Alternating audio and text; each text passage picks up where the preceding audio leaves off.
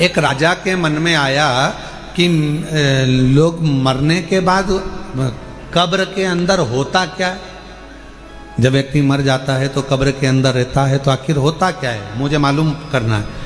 राजा ने अपने नगर में सूचना पहुंचाई, पूरे नगर में, नगर के आसपास में सूचना करी, जो व्यक्ति मुझे बताएगा कि कब्र के अंदर मरने के बाद क्या होता है तो मैं उसको मुंह मांगा इनाम दूंगा।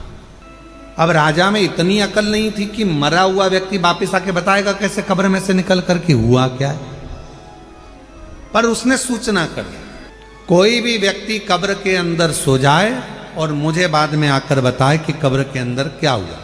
पूरे नगर में सूचना होगी। वहीं पर एक बहुत लोभी व्यक्ति रहता था। उसने मन में सोचा कि राजा कह रहा है कि मुंह मांगा धन, तो मैं उससे 20,000 सोने की मुद्रा मांग लूंगा और मैं बता दूंगा आकर कब्र में होता क्या। तो पत्नी ने समझाया, कैसी बात करते हो, जब तुम कब्र में सो जाओगे, मिट्टी ढल जाएगी तो मर जाओगे, तो फिर बताओगे कैसे। पति बोला कि तू चिंता मत कर, मेरे पास सारी जुगाड़ है, सब कुछ कर सकता हूँ, बहुत जोरदार व्यवस्था करके मैं सारा काम कर सकता। तू काहे को चिंता करता, अभी तू देख, मैं सारी प्लानिंग करके अभी बताता हूँ। और राजा के पास पहुंच गया और राजा के पास जाकर उसने कहा कि मेरे पास सारी व्यवस्था है, सारी प्लानिंग है मेरे पास में, और मैं कब्र में सोने को तैयार हूँ। नगर के लोगों ने समझाया, पत्नी ने समझाया, रिश्तेदारों ने समझाया, बच्चों ने समझाया, ऐसा मत करो, मर जाओगे। उसने कहा नहीं, मैं तो 20,000 सोने की मुद्रा है। राजा ने कहा दिया, तू जा। इतने में वो कंजूस लालची गले में माला पहनकर शहंशाह बनकर जा रहा था, 20,000 सोने की मुद्रा मिलेगी। वहीं पर एक भिखारी आ गया, उसने कहा भैया मरने तो जा रहे हो, थोड़ा सा कुछ दे जाओ, मरने ही तो जा रहे हो, थोड़ा सा कुछ दे जाओ। हाँ, उसने धक्का मार कर कहा, हट, दिख नहीं रहा 20,000 मुद्रा मिलने वाली, चल हट। और फिर आ गया, भैया कुछ तो दे जाओ। इसको गुस्सा आ गया, नीचे पड़ा था कचरा, पेड़ की पत्तियां, उसने वही सूखी पत्ती उठा के उसके कटोरे में डाल दी, ले जा। और वो भिखारी भिक्षुक चले गया। इसको कब्र के अंदर सुलाया गया। इसने कब्र के अंदर जिसमें सुलाने वाले थे उसमें पहले से छोटा सा बारीक सा पाइप डाल दिया था, जिसमें से श्वास लेते रहूंगा, दिखता रहेगा। अब कब्र के अंदर इसको सुलाया, मिट्टी डाल दी। इसने सोचा था बचूंगा।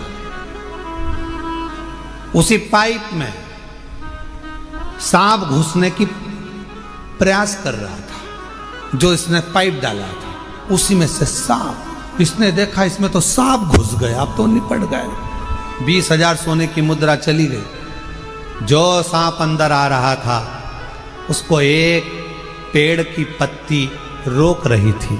सांप अंदर आ रहा है, पत्ती रोक रही है। सांप अंदर आ रहा है, पेड़ की पत्ती रोक रही है। तब फिर कब्र को खोला गया, उसको राजा के सामने प्रस्तुत करा गया। राजा ने पूछा, अब बताओ कि कब्र में होता क्या है, मरने पर होता क्या है।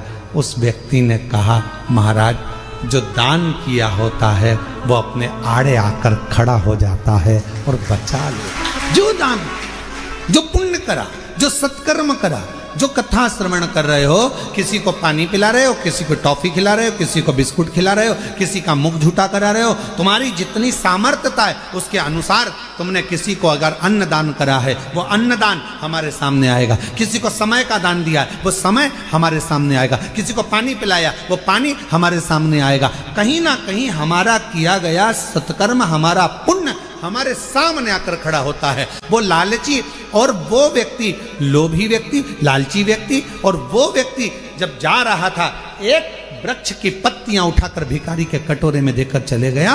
वो पत्ती ने सांप से उसकी रक्षा कर, वो पत्ती। इसलिए फिर निवेदन करूं मैं कि मत बुरे कर्म कर बंदे वरना पछताएगा। भगवान की आंखों से तू बच नहीं पाएगा, तू बच नहीं पाएगा। अरे ओ अज्ञानी मत करना तेरे कर्म का फल भी तू ही पाएगा। जैसा किया तूने तेरे आगे आएगा।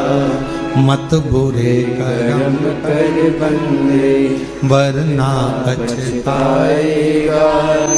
भगवान की आंखों से तू बच नहीं पाएगा। तू बच नहीं पाएगा। अरे ओ अज्ञानी मत करना दानी। जैसा कर्म करोगे वैसा फल पाओगे। जैसा आप करोगे वैसा फल प्राप्त होगा।